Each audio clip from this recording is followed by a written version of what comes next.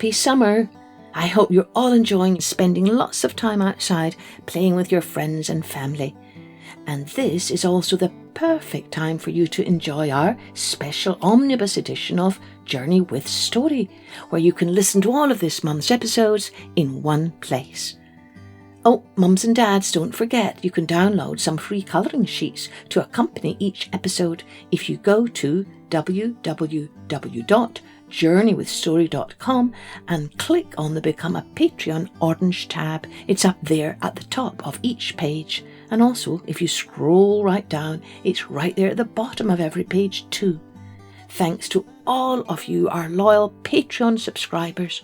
Your support means the world to us. Now, let's take an omnibus journey with Story.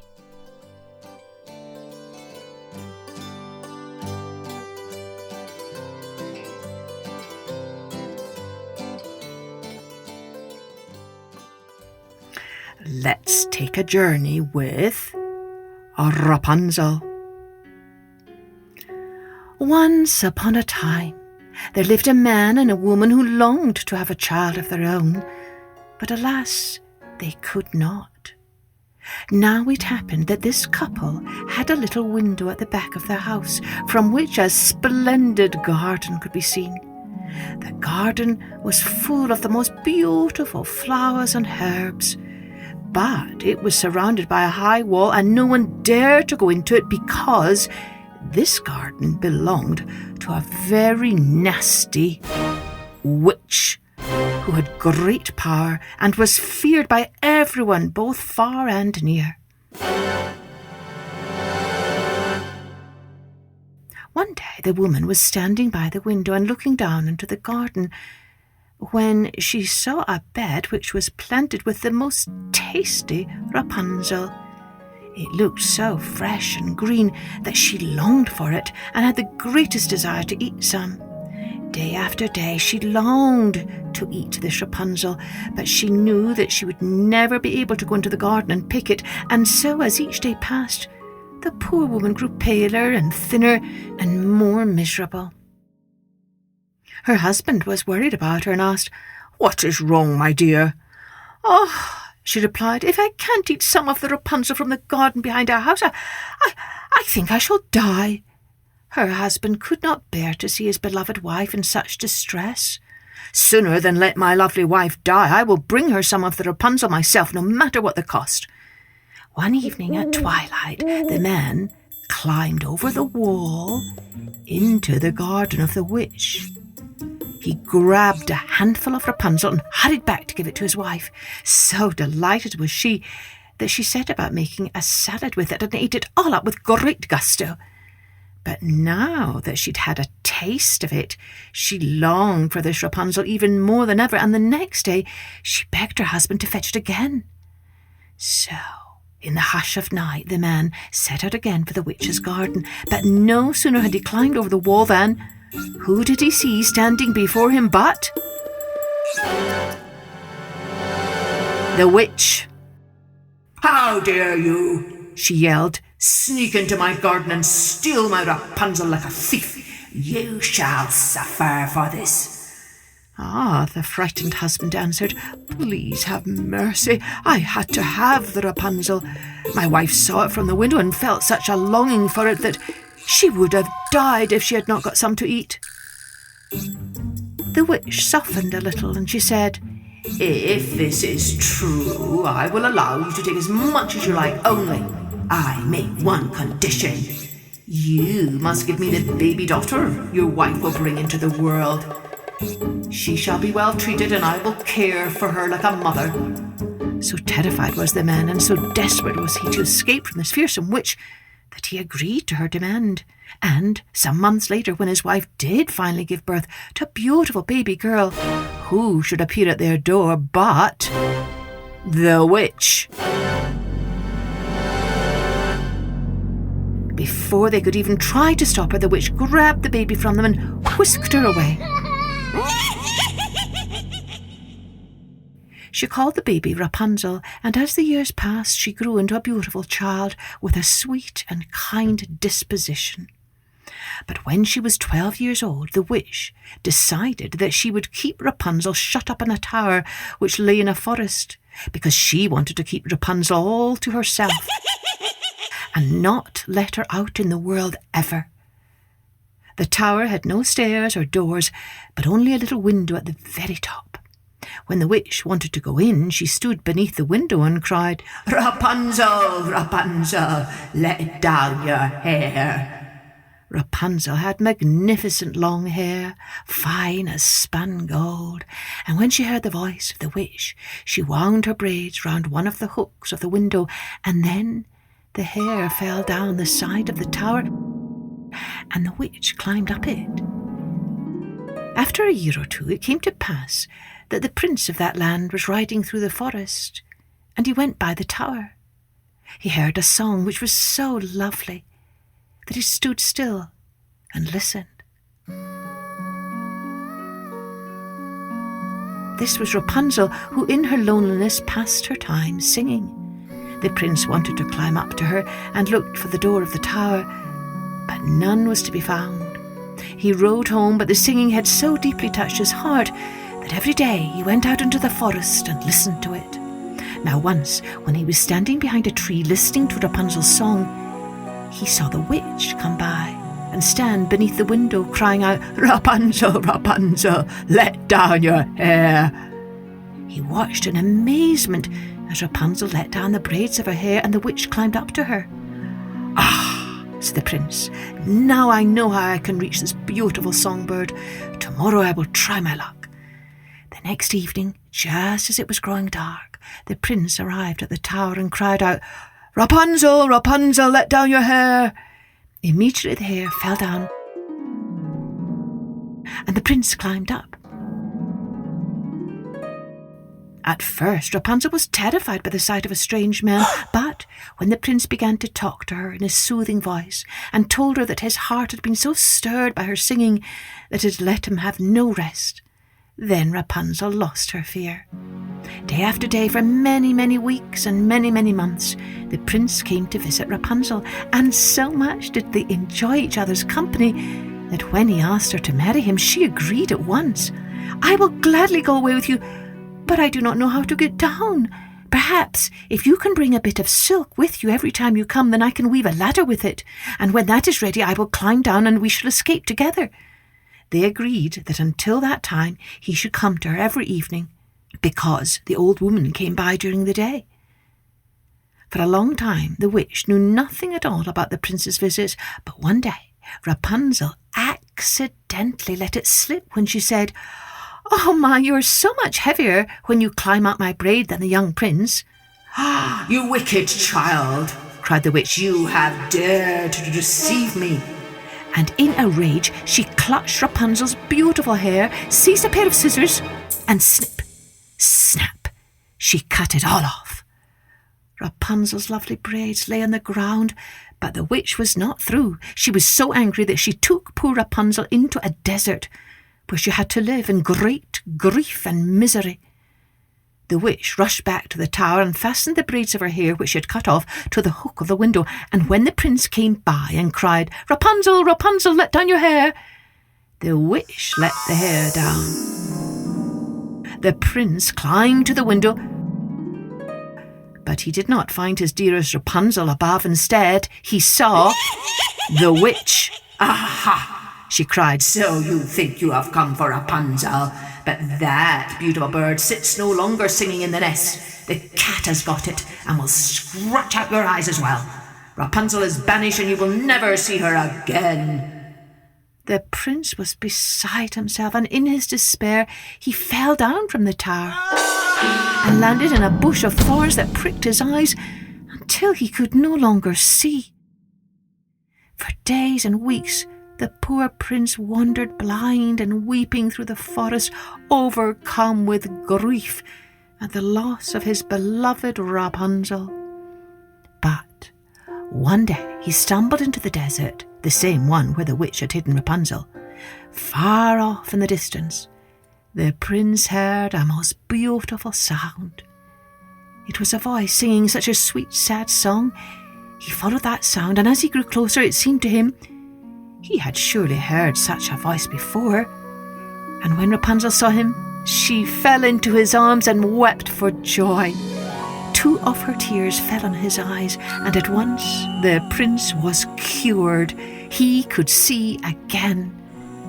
He led Rapunzel to his kingdom, and everyone in the land rejoiced to see them wed. As for the wicked witch, no one knows for sure what happened to her, as she was never seen again.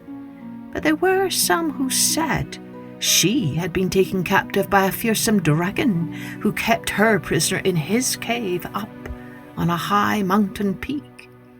And so from that time on, the prince and Rapunzel lived in great peace and contentment.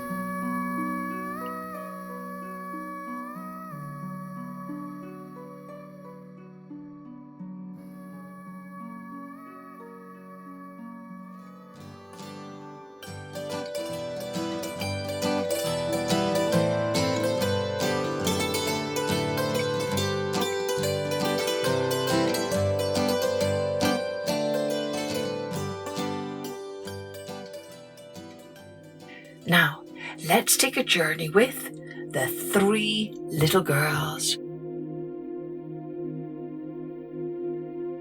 Deep in the mountains there stood a lonely hut. In this hut lived a mother and her 3 small daughters. The eldest girl was named Haisuni, the second Talsuni, and the youngest Pulsuni. One day the mother had to leave home to take some firewood to the market to sell. Before she left, she called her 3 daughters and said, "Listen, Haisuni, Talsuni, and Pulsuni. Do be careful while I'm gone, for there is a very bad tiger roaming the woods nearby. Don't ever open the door to anybody until I get back. Otherwise you might get eaten up by the bad tiger." So saying, the mother stepped out the door and went on her way. Just as she was leaving, the bad tiger happened to pass the house. He was very hungry and was in search of food. He saw the mother leave the house and thought, "Ha ha, now's my chance. Now that the mother's gone, I'll be able to eat those 3 young girls of hers. They should make a tasty dinner for me. How nice that would be." The tiger waited a while to make sure that the mother would not return. Then, when he thought the time was ripe, he crept up to the house and called out in his sweetest voice, "Haisuni, Talsuni, Pulsuni, mother has just come back. Please open the door." Of course, no matter how sweetly the tiger spoke, his voice was not the voice of their mother. So the eldest girl, Haisuni, asked, "Is that really you, Mother? It doesn't sound a bit like you." "Why, of course I'm your mother," the tiger answered. "I was invited to a feast, and there I sang so many songs that my voice has become hoarse." The second daughter, Talsuni, then asked, "If you are really our mother, then show us your eyes. We would be able to tell for sure." Hearing this, the tiger put his bloodshot eyes to the knobbed hole in the front door and peered into the house. Talsuni saw the red eyes and drew back in surprise. "Ah, my, why are your eyes so red?" The tiger, a bit confused, hurriedly explained, "I dropped in at grandfather's house and helped grind some red pepper pots. Some of the pepper got into my eyes, and that's why they are so red." The third daughter, Pulsuni, next asked, "If that's true, then let's see your hands. We could really tell then whether you are our mother or not." The tiger put his hairy yellow paws through a crack in the door. Pulsuni peeked at the paw and cried, "Why, your hands are all yellow." "Yes, my child," the tiger said. I was helping our relatives in the next village plaster their house with yellow mud. That's why my hands are so yellow. In this way, the very clever tiger fooled all the girls completely. Sure that it was their mother, they unlocked the front door. And who should come in but a huge yellow tiger? My, you children looked after the house well, didn't you? The tiger said. As a reward, Mother will cook a nice dinner for you. The tiger went into the kitchen, his eyes shining with greed. The 3 girls stood huddled in a corner, quivering with fear. What shall we do? What shall we do? We shall soon be eaten up by the tiger. The 3 girls quickly ran out of the house. Then, tiptoeing softly away, they quickly climbed up a pine tree growing near the well. There they hid quietly in the branches. The tiger soon noticed that the girls were no longer in the house. "Hi, Sunny! Tell Sunny! Pull Sunny!" he called. "Where are you?" And the bad tiger looked here and there, inside and outside the house, everywhere. But nowhere were the girls to be seen. The tiger passed the well and happened to glance in. There he saw in the water the reflection of the 3 girls hiding in the branches of the pine tree. "My children," the tiger said, "what are you doing up there? I want to come up too, but it looks difficult. Tell Mother how to climb the tree." At this, Sunny called down, "There's some sesame oil in the kitchen cupboard. Rub some of the oil on the trunk of the tree, then you can easily climb up." Quickly the tiger went into the house, got the oil, and rubbed it on the trunk of the tree. Then he tried to climb, but the oil made him slip all the more, and try as he might, he could not reach the girls. Once again the tiger looked up into the tree and said, "Be good children, dears, and tell me truly how to climb the tree." Talsuni, the second daughter, unthinkingly let her tongue slip and said, "There's an axe in the shed. If you cut some notches in the tree trunk, then you can climb up." Quickly the tiger went for the axe and began cutting footholds with it. One step at a time, he climbed up and up toward the girls. The 3 sisters were desperate. They were sure they would be eaten up. They raised their eyes toward the sky and prayed to the God of heaven. "Please help us, God. Please send down your golden well bucket," they prayed. Their prayers were answered. And from the top of a cloud, down came a golden well bucket. The 3 sisters climbed into the bucket and were snatched up out of the teeth of danger into the clouds. When the tiger saw this, he too prayed to the God of heaven, "Please send down a well bucket for me also." Once again, a well bucket came down from the clouds. But this time, the rope of the bucket was old and rotten. The tiger nevertheless climbed trustingly into the bucket, and it started rising.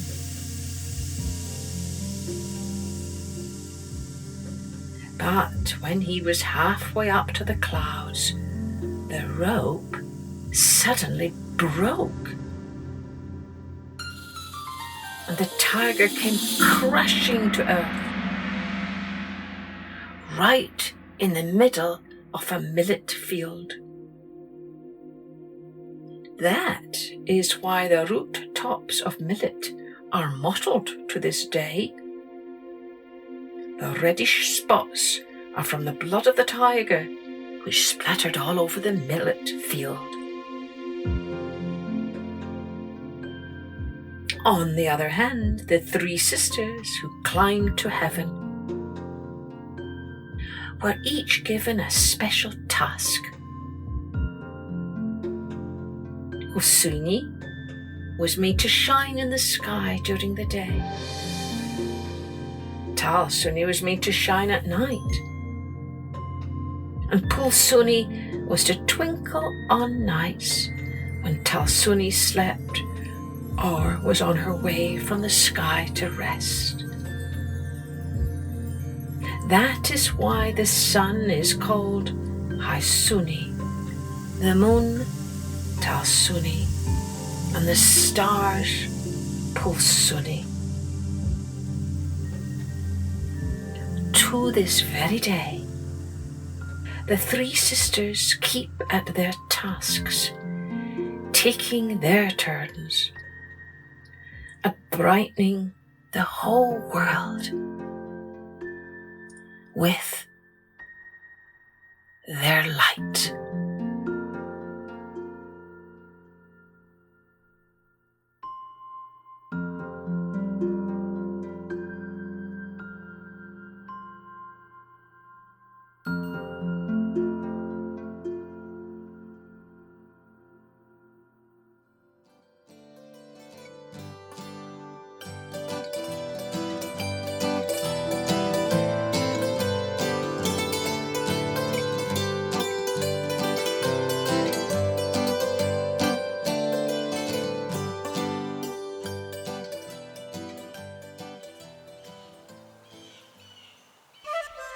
Now, let's take a journey with how the cockerel got his red crown. Far in the west of China, the Miao tribe's people watch the sun sink behind the rugged mountains of Tibet. And as the shadows lengthen across the sun-baked court, they gather to hear the village storyteller relate again the legends of their tribe.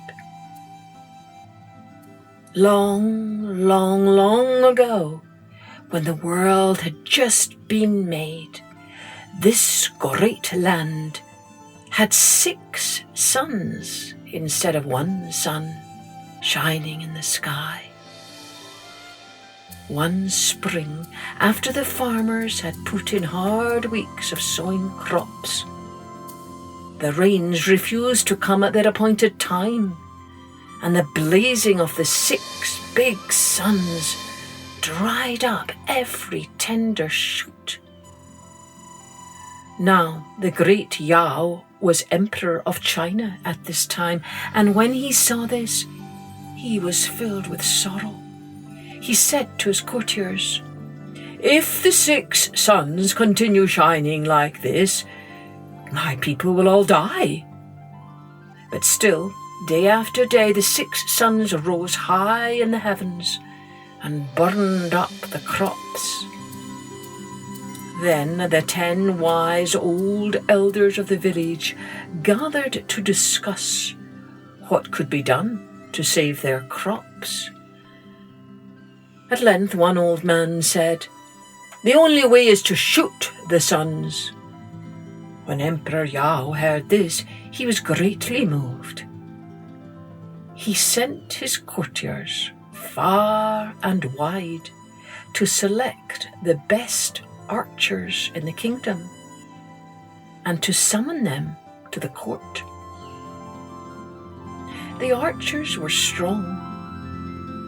Each one carried his great bow slung over his shoulder, as he came proudly to serve the great emperor. The people of the village and the 10 wise old men gathered under the burning skies to watch the archers test their skill. As soon as Emperor Yao appeared, they let loose their arrows.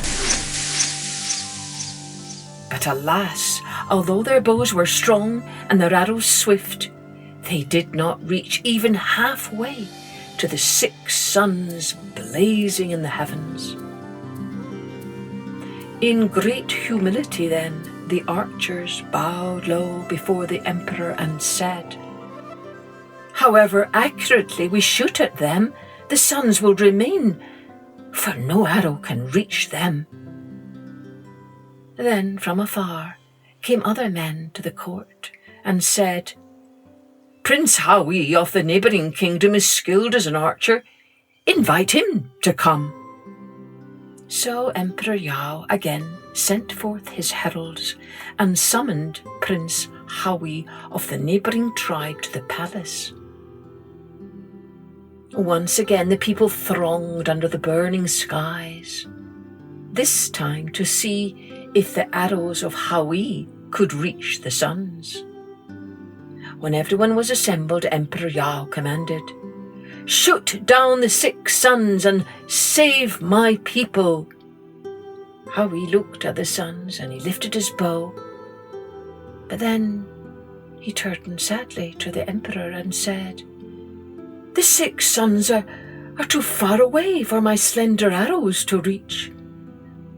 Just then, however, Howie saw the 6 bright suns reflected in a pool, and he thought, "It will be just the same to shoot them there." So he drew his bow and his arrow pierced the first sun, which disappeared into the bottom of the pool. He fired again, and the second sun disappeared, then the third and the fourth and the 5th sun. When the 6th sun saw what was happening, he became so scared that he disappeared over the hill. The 10 village elders were quite content that the 6 suns had all been driven away, so the people returned, each to his own mud hut. But when the villagers awakened from their long sleep, there was no next day, for the 6th sun was afraid to come forth from the cave in which he was hiding and shine again on the earth.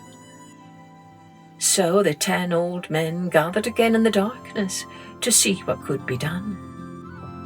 They all decided that they had best find someone to summon the 6th sun out from his hiding place so that there could be a next day. First, they brought a tiger, and he roared and roared to the 6th sun to come out. But the 6th sun only became very angry at his roaring, and he said, "I won't come out." Then they brought a cow, thinking that the gentle lowing of a cow would surely lure the sun forth. But the 6th sun was still angry and sulking, and he said again, "I won't come out, so there." At last, they brought a fine fat cockerel to crow, and the 6th sun listened.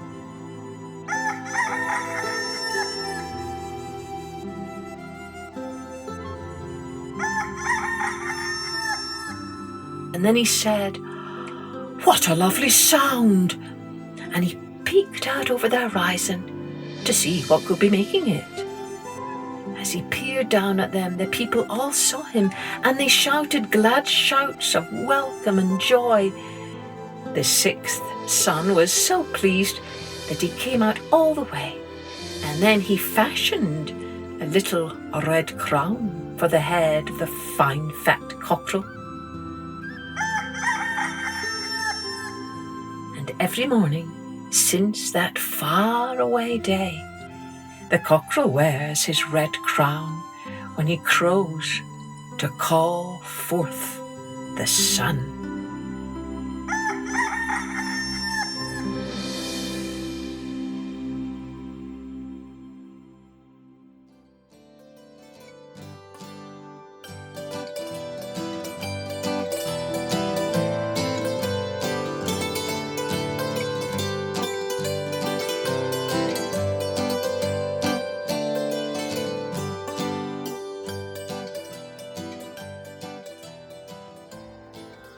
Let's take a journey with the tree god. King Brahmadatta stood on the shores of the river Ganges, gazing at the fine temples and marble palaces of his beautiful city of Benares, but he was not happy. All over India there are temples and palaces like mine, he said to himself. I want a building that is different somehow, a magnificent palace that people will travel from far and wide to see. He noticed a building with a row of columns gleaming in the sunlight.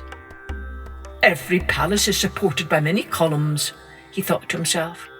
If I had a palace supported by only one great column, that would be a wonder indeed. King Brahmadatta asked his workers to build him a magnificent palace supported by one column alone. That column will need to be made from a mighty tree, said the workers, so they went off to the forest to find one. It took many months to find a tree that was tall, straight, and strong enough to support a palace roof. But at last a tree was found. However, it was far too big and heavy to carry along the narrow roads to the city. When the king heard that the workers couldn't bring a tree from the forest, he ordered them to search the park beside his palace. I must have my column, he said. The only tree in the park that was tall, straight, and strong enough to support a roof alone was the towering sal tree. But the sal tree was a holy tree, worshipped by everyone in Benares, including the royal family themselves. The workmen were afraid to cut it down. Anxiously, they reported the problem to the king. I don't care if it's a holy tree, cried the king. I want my new palace. Cut it down and begin your work. The workers knew they had no choice, but first they placed garlands of flowers around the tree for the tree god who lived there. O God of the sal tree, they cried, forgive us, for we have been ordered to cut down your tree. We pray that you can find a new home. Then the people of Benares also came and brought offerings to the sal tree. They begged the tree god to save himself. The tree god listened to their words, but he could not leave his home, for his children were growing up as young sal trees around him. If the king orders the sal tree to be cut down, then I must die, he told the people. But if it falls, it will crush my children growing below. To save them, I shall speak to the king. That night, the king woke up, feeling uneasy. Suddenly, a small, faint light began to glow before him. It grew larger and brighter until the whole room was golden, and the dazzling figure of the tree god appeared, dressed in rich, princely clothes. King Brahmadatta sat up in fright. Who are you? He gasped. In my kingdom I am called the lucky tree, said the tree god. For 60,000 years I have brought luck and happiness to the people who have worshipped me. Why now must you destroy my home? No other tree is as tall and straight and strong, said the king. you will be the only column in my magnificent palace and become famous throughout India." "So be it," said the tree god sadly. "But I ask that first you cut off the top of my tree, then the middle, and finally the lowest part." "Surely that will be the most painful death for you," said the king. "Yes," agreed the tree god, "but it will save the young sal trees, who are my children, from being crushed." At these words, the king saw how the tree god cared more for others than himself. And with shame, he suddenly realized how selfish he had become. "Oh, sal tree, forgive me," said the king. "I shall spare your children, and no harm shall ever come to you." At these words, the light faded, and the tree god disappeared. And from that day, everyone noticed a change in King Brahmadatta. He took care of the poor and needy in his city, which brought happiness to everyone, thanks to the god of the ancient sal tree.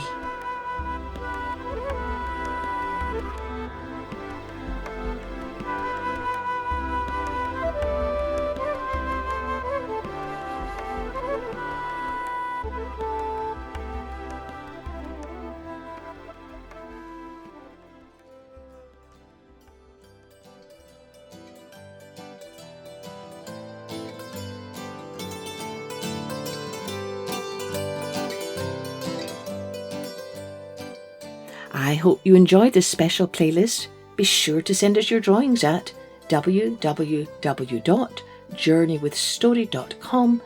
Click on the contact and fill in the form there and attach your drawing. Cheerio then. Join me next time for Journey with Story.